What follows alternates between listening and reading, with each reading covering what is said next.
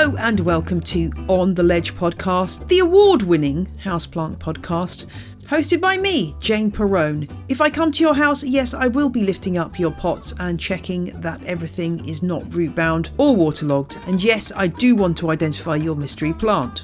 In this episode, I'm going to be tackling the topic of peat and answering a question about a wayward Anthurium. Thanks to Alex this week, who left a review on the Castbox podcast app, which made me laugh. Apparently I'm sincere and humble. I think you've been listening to the wrong podcast, Alex. But Alex also said the show doesn't give that pumpkin spice latte / Instagram stereotype vibe at all. Ooh, pumpkin spice latte, yuck. I'm much more of a nice cup of English breakfast tea, thank you very much. But thank you for leaving a review, Alex, and I really do love reading all the reviews, mostly positive, occasionally negative. It's all great feedback. So thank you to everybody who has left a review for On the Ledge on your pod app of choice.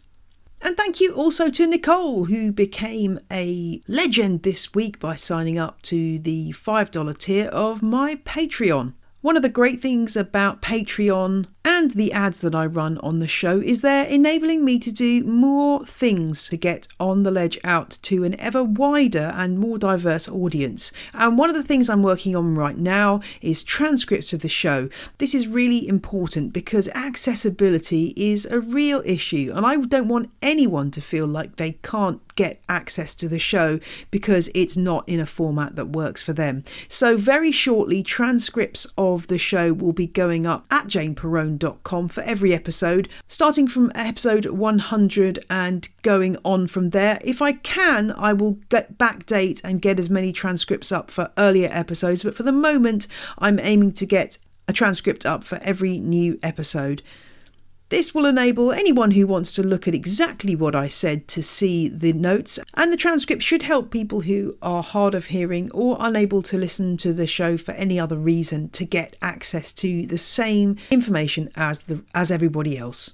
And I can only do this because of your support on Patreon and also the support of advertisers who sponsor the show. So thanks to everyone who supports the show, whether that's just simply listening to the ads or whether it's a donation made on Patreon. It all helps. And if you've got any other ideas about how to make the show more accessible, please let me know. I am always open to suggestions. ontheledgepodcast@gmail.com is the best way of getting in touch.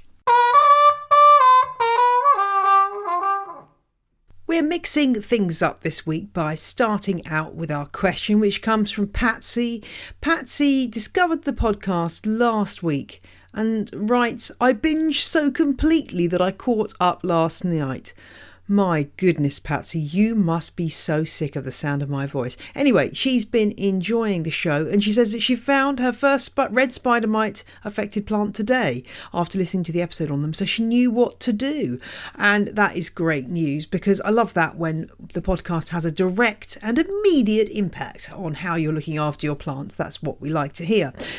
Patsy's question concerns what she calls a monstrous Anthurium that she's had for 3 years, and it's been growing and flowering non-stop. From the wonderful emporium that is Lidl. I don't know if you have this in America. I don't think you do, but it's a UK supermarket that's also, I think, in other parts of Europe.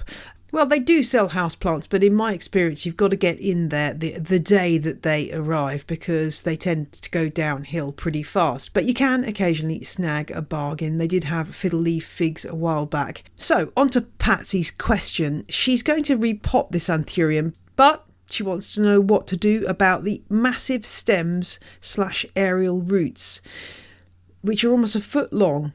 And she says, I'm sure that's meant to tell me something. I just don't know what. Is there something I can do about this, or is this just the way they grow? Patsy, your Anthurium looks in pretty good shape. The thing to remember about Anthuriums is that these are epiphytic plants which generally anchor themselves to trees, and the young seedlings can actually exhibit what's called scototropism, which is moving away from light. Now that sounds counterintuitive, but what these plants do is when they're young seedlings, they know somewhere in their DNA that they need to move towards a tree or some other anchorage to climb up towards the light. So the seedlings are scototropic, so they're moving towards something darker in the hope that it's a tree they can then anchor themselves to. And this gives us a hint about the aerial roots. So these plants will be anchoring themselves in tree bark, in clefts in trees, on the whole, and then growing up towards the light. Therefore, those aerial roots in their native environment are absolutely vital. In his native home in South America, your classic Anthurium will definitely need those aerial roots. But does it need those aerial roots in your home in...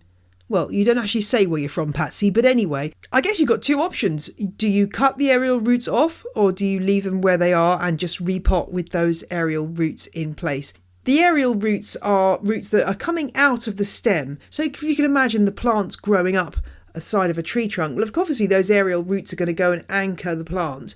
But if your plant is just growing in a regular pot, those aerial roots are just going to start to splay out. So what can you do with them? Well, if you are a fan of misting, then misting those aerial roots can really help to keep the plant in good shape. Being from South America, obviously it requires lots of air humidity. So that's one way it can take up moisture, through using those aerial roots. If they're long enough to tuck them into the pot below, you can also do that, because then they will go down into the soil and help to anchor the plant and also be drawing up nutrients and water as any root would do.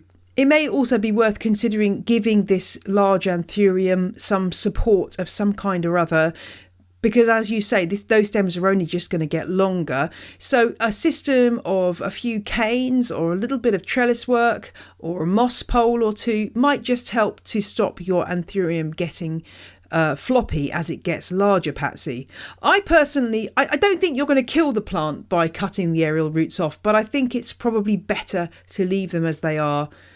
A lot of plants from South America that live in tropical rainforest canopy areas display this activity, philodendrons being another prime example.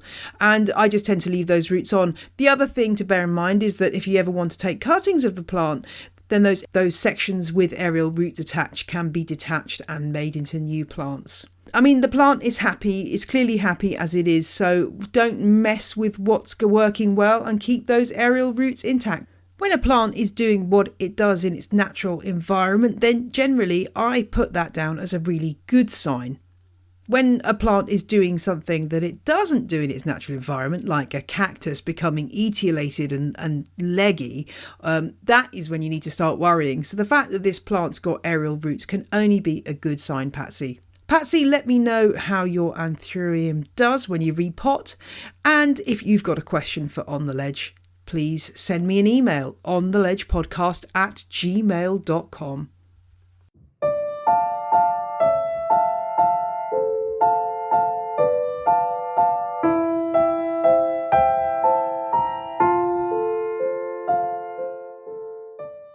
This week's show is the first part of an occasional series I'm going to be working on in the next year, all about sustainability and houseplants. This is a topic close to my heart, and I hope it's close to yours too. Perhaps by the end of the series it will be, if it isn't right now. Unless you've been living inside a bag of potting mix for the past few years, you can't have failed to notice that things on this planet of ours, well, if I can use classic English understatement here, they're a bit tricky. We've finally woken up to the fact that all that plastic we're churning out isn't going anywhere in our lifetime, or our kids' lifetime, or their kids' lifetime. You can't throw things away, because where's away anyway? And climate change is very, very real and very scary. In our cosy houseplant community, it's easy to feel as if nothing we do as individuals can help, but there are things you can do to make your houseplant habit more sustainable. And that's what we're going to be looking at in this series. We're going to be talking about things like plastic use through pots and fertiliser containers and all that kind of thing, about plant miles, where you source your plants from, and also about the growing media that we use. If you've got any other suggestions for sustainability topics we should tackle, please let me know.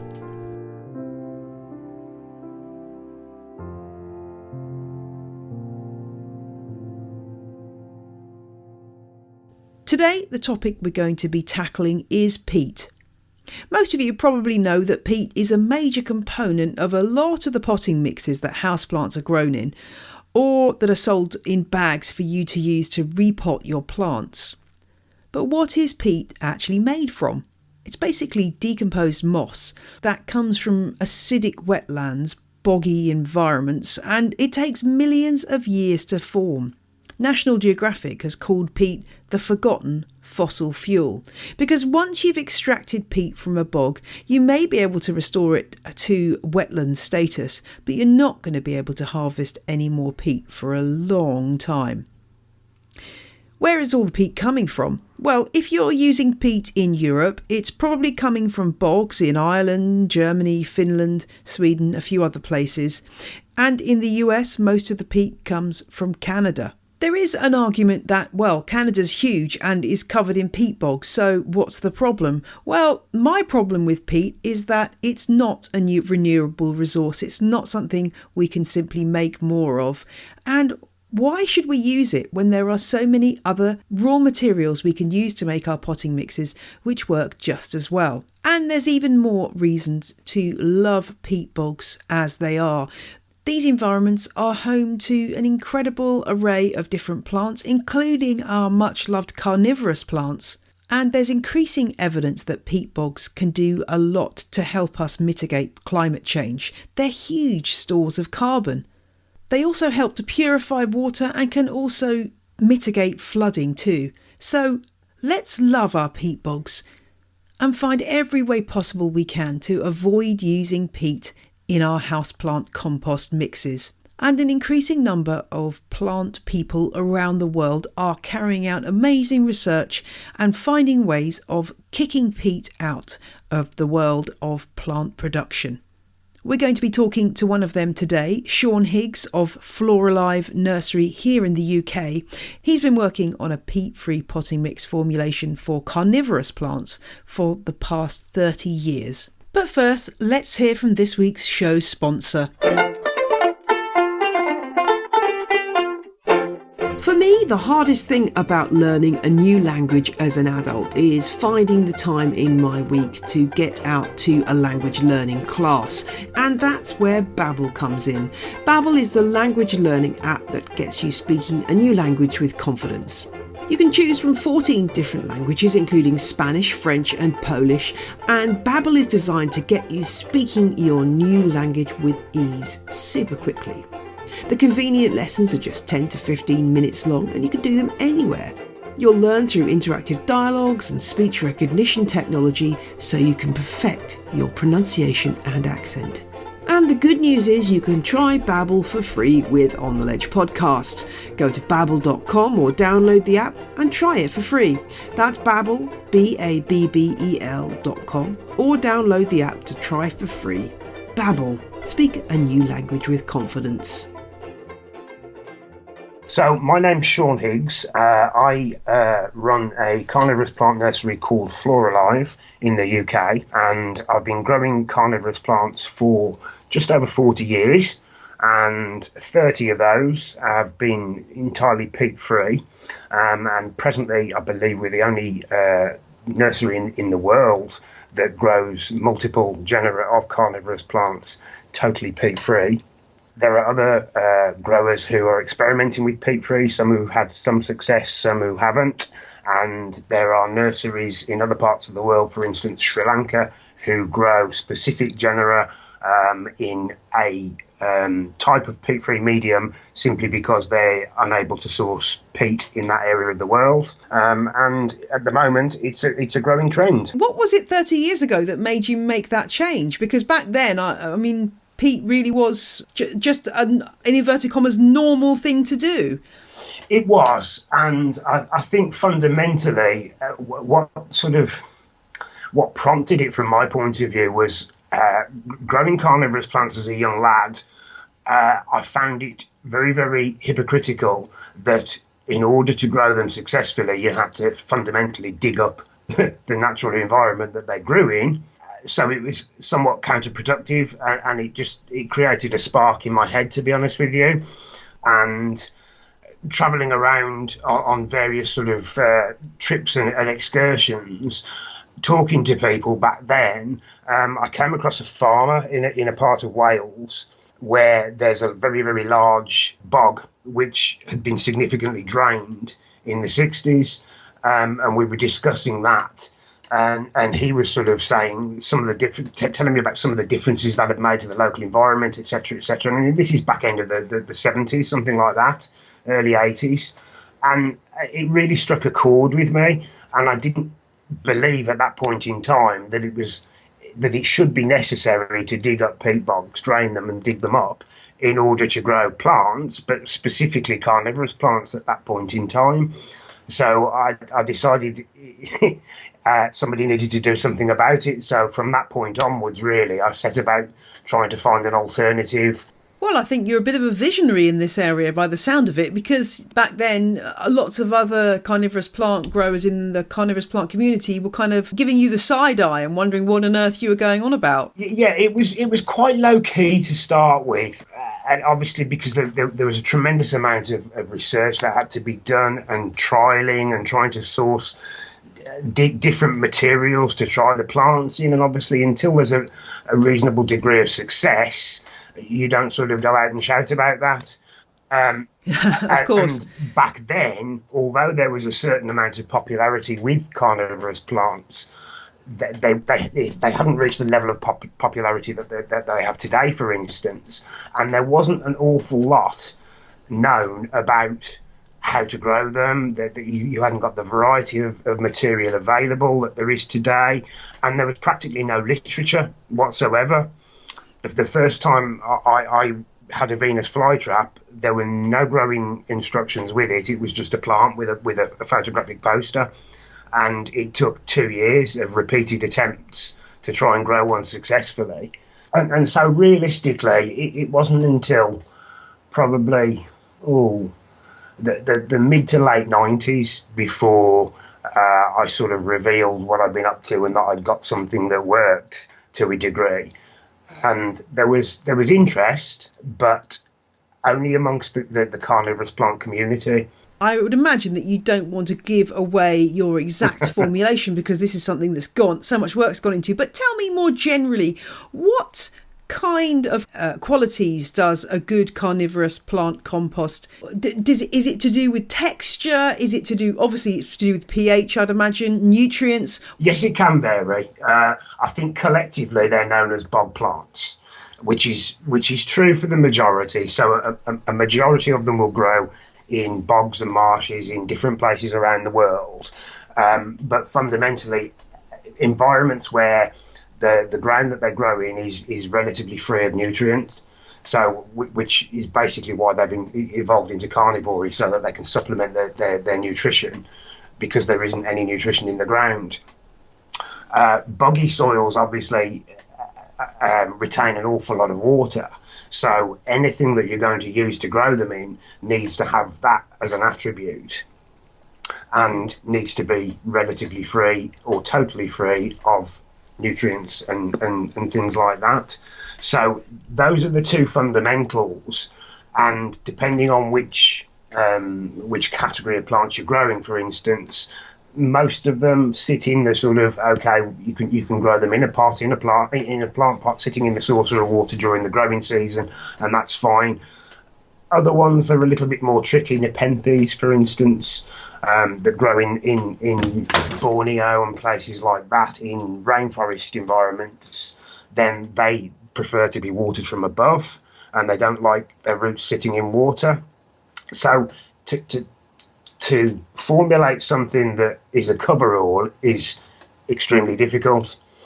And when I first came up with something which I considered was probably going to be suitable, what I did was I had several different formulations which were applicable to different genera of plants that required slightly different watering conditions, and that's how it all started, to be honest with you.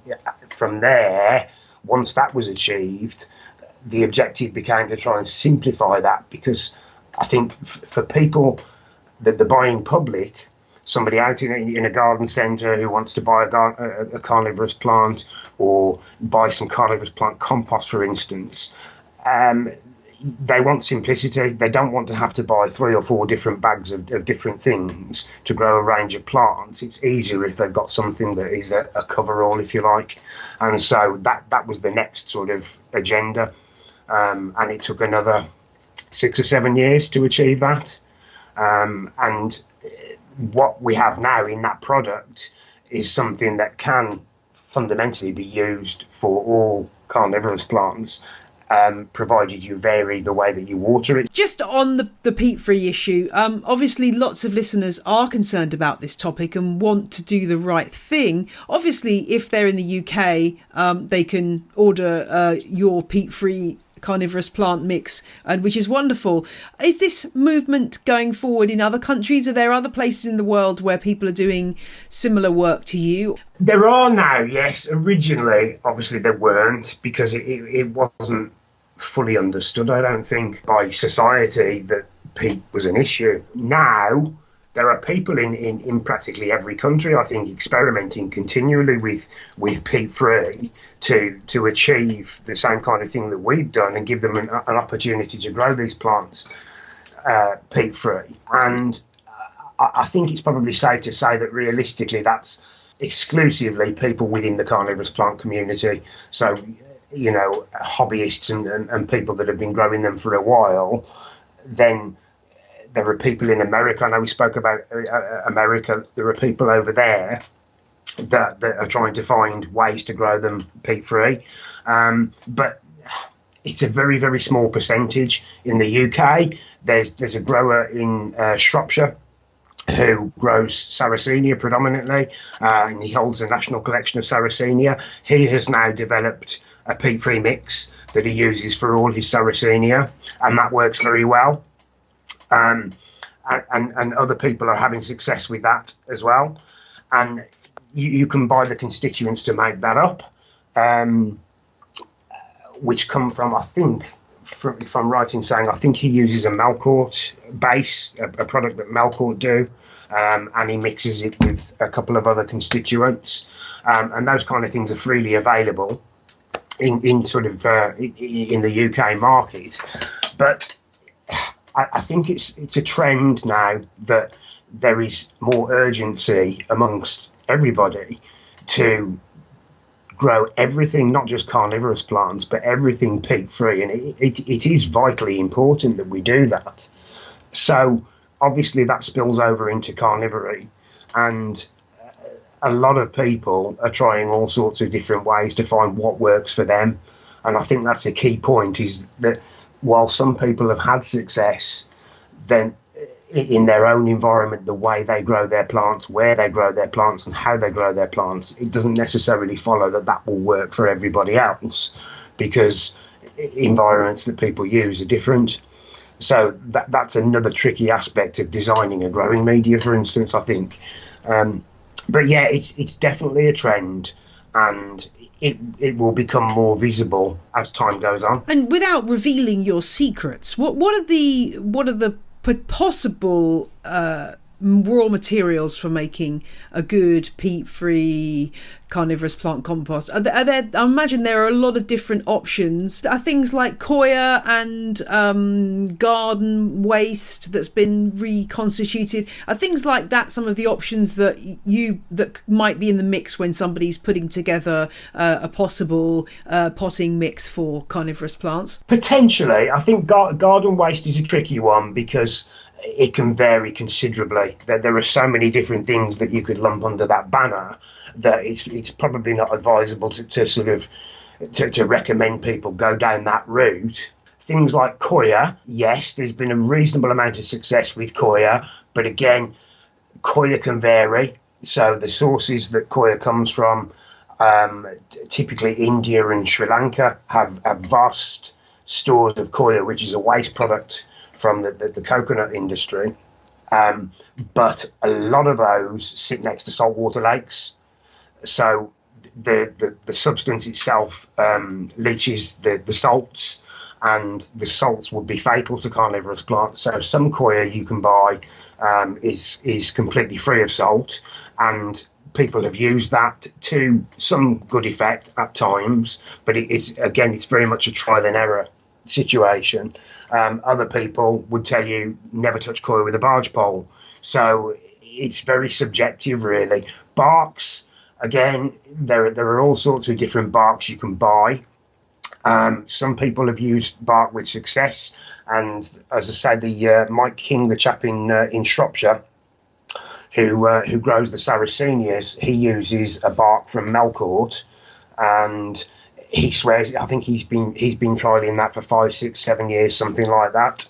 And he has a national collection of thousands, probably 6,000-7,000 plants, something like that, potted in a mix that is based on a Melcourt bark. But that Melcourt bark that he uses, typically it's an acid medium with very, very low nutrients, no fertilizers or anything like that added to it. So it's fundamentally inert.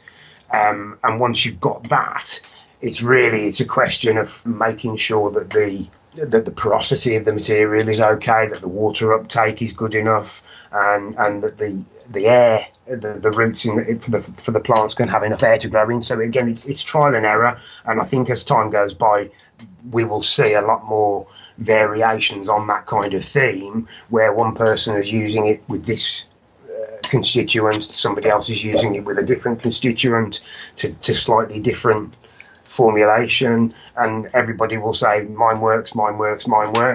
So there is some experimentation that can be done, but I wouldn't recommend that anybody does it unless they have a lot of spare plants to try with, because if you've got one prize plant and you stick it in something and it doesn't work, you're not going to be very happy.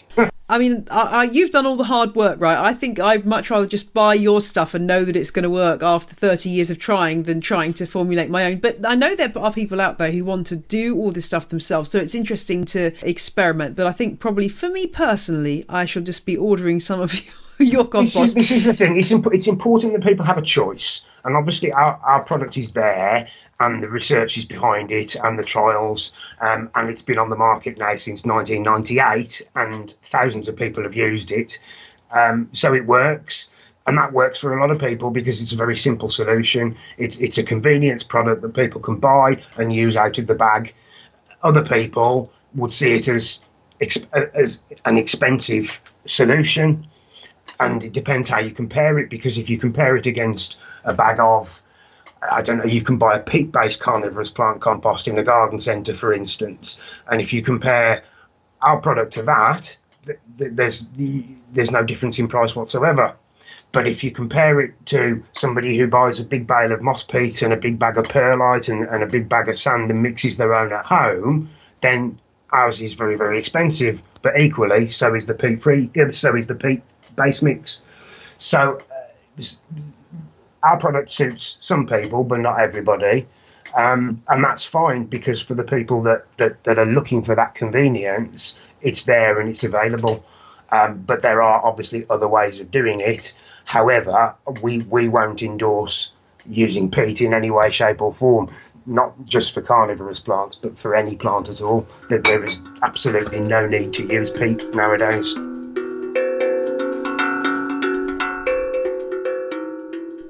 I hope you found that useful and inspirational. Thanks, Sean. And if you're in the UK and want to get your hands on some of Sean's special carnivorous plant potting mix, which goes under the name Thrive, Sean's been kind enough to offer a discount code. If you enter on-the-ledge in capitals when you check out, then you'll get a 20% discount on your final total, not including shipping. And orders over £45 automatically qualify for free shipping anyway. The code's valid from today until the 31st of July, so you've got plenty of time to get your orders in. You'll find the Floralive website at floralive.co.uk, and Sean's on Twitter as @FloraliveUK. If you've missed any of that information, do go over to the website jadeperrone.com, where you can find all the links for Sean and loads of background information on the peat-free movement, the importance of peat bogs, and so on. If you've been inspired, you're probably wondering what you can do where you live to try to break your dependence on peat in the garden and in your indoor gardening life. Well, the first thing I'd say is always read the packet when you go to buy potting mix. All UK potting mixes should have somewhere stated on the packaging material how much peat is contained in them. It's not always easy to find, but it should be there. And if it's not there, then ask the manufacturers for the information. These companies need to start giving out information about peat and putting pressure on these companies by making them aware this is something that we as consumers care about is a great step forward. If you're in the UK, there are an increasing range of suppliers of peat-free potting mixes. Surprisingly, as far as I know, apart from Floralive's carnivorous plant mix, there aren't any general houseplant potting mixes that are peat-free. I do know that one of the companies who do offer peat-free is working on one, which is exciting. But I found that if you find any peat-free multi-purpose and add, depending on the kind of plant you're growing, either some finely milled bark or some perlite or some vermiculite, either to improve drainage or to improve water retention, then usually you can come up with a good mix for any houseplant without having to resort to peat. I've often recommended using John Innes No. 2 in the past. This does contain peat, but if you're in the UK and you can get hold of it, there's a wonderful product by the company Melcourt that Sean Higgs was talking about called Silver Grow all-purpose peat-free with added John Innes, and this is what I'm experimenting with at the moment for my houseplants. Other options in the UK include Fertile Fibre, which is based on coconut fibre or coir, Lakeland Gold from Dalefoot, which is made from bracken and sheep's wool and is absolutely amazing. I would highly recommend that if you can get your hands on it. If you can't find any peat-free compost at your local garden centre, then do speak to the staff and request that this is added on to their offering. It's only by us customers coming forward and asking for what we want that we're going to get progress on this. And I have heard anecdotally that lots of garden centres say, well, we don't stock it because nobody asked for it. So come on, people. Step up and ask for peat-free. And I'd love to know what you think about this topic, whether you're already using peat-free or struggling to find peat-free compost for your houseplants where you live. Do let me know, and I will try to put together a blog post on peat-free resources for my website. So please do let me know that information and I can feed it into that piece. Before I go, this isn't peat related whatsoever, but I did talk to Sean Higgs about a carnivorous plant that I don't think has ever come up in an episode of On the Ledge, and I was curious about it and I knew you would be too. So here's a little segment of chat with Sean about I can't even say bladderwort. Let's call it bladderwort. Maybe I'll try again. Utricularia, which is a genus of carnivorous plants that works in very mysterious ways. Here's Sean talking about the way this plant operates and why it actually makes a really nice houseplant. Well, they don't have roots for a start. So they have, on the surface of the growing medium or above the surface, they will have typically very small leaves, sometimes grass-like, and they're very inconspicuous until they flower. And I think it's probably fair to say that the majority of people that grow them because a lot of them have these really, really vivid orchid-like flowers, and they're really, really pretty. Some of them very, very tiny, but others aren't. But the trapping mechanism is underground. Now, some of them grow in water, and some of them will grow in saturated soils, and the trapping mechanism is basically a very, very tiny small trap, and the largest one that you could find would be, I don't know, half a centimetre, something like that. Typically much, much smaller than that. And even if you could see them, if you turn a pot full out, you can see these little bladders all over the compost, but you wouldn't be able to see the trapping operation because they move faster than the human eye can detect. And it's based on a vacuum. There's a vacuum inside each trap, and on the perimeter of each trap are some trigger hairs, and when a little insect or a protozoa or a daphnia or something of that nature swims past and touches the triggers, it releases the vacuum and the prey gets sucked inside the bladder, which then gradually reforms the vacuum, and in doing so the prey dies and it absorbs the resulting nutriment. They're clever things, aren't they? I really continue to have my mind blown by carnivorous plants. They're just... Basically, the bladderworts are very, very easy to grow in a light windowsill or something like that, or in a greenhouse, and the flowers on most of them are really worth seeing. Even if they're only small ones, you get such an array of flowers that come up during the summertime. They're pretty, I think is the best word. It's a pretty little display.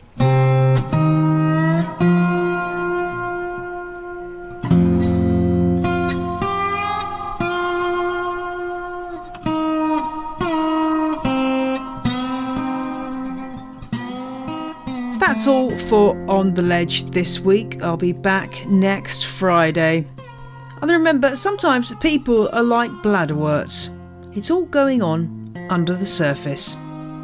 Take care. Bye.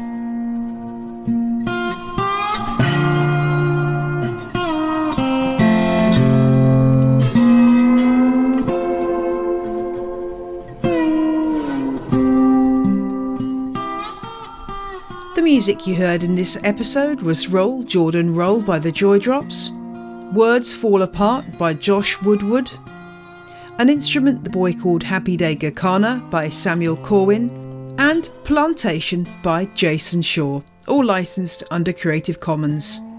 And the ad music was Whistling Rufus by the Heftone Banjo Orchestra, all licensed under Creative Commons. See janeperrone.com for details.